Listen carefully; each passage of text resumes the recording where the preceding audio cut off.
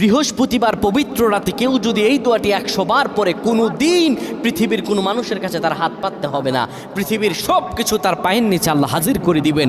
দারিদ্রতা থেকে মুক্তি দান করবেন, বিপদ আপদ থেকে মুক্তি দান করবেন, তার সম্মানকে সুউচ্চতা দান করবেন, অসুস্থতা থেকে দূরে রাখবেন। আল্লাহর অশেষ দয়া ও রহম তাকে দান করে দিবেন। সুবহানাল্লাহ। বৃহস্পতিবার রাত এটি গুরুত্বপূর্ণ রাত।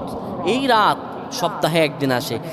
আরবিতে রাত আগে আসে, দিন পরে আসে। সুতরাং বৃহস্পতিবারের যে দিন গিয়ে রাত, এটি বৃহস্পতিবার রাত নয়, এটি শুক্রবারের রাত, এটি জুমাবারের রাত, এটি দোয়া কবুলের রাত, আল্লাহর কাছাকাছি হওয়ার রাত। সুবহানাল্লাহ। এই বৃহস্পতিবার রাত আল্লাহ তাআলা বান্দার দোয়া কবুল করেন।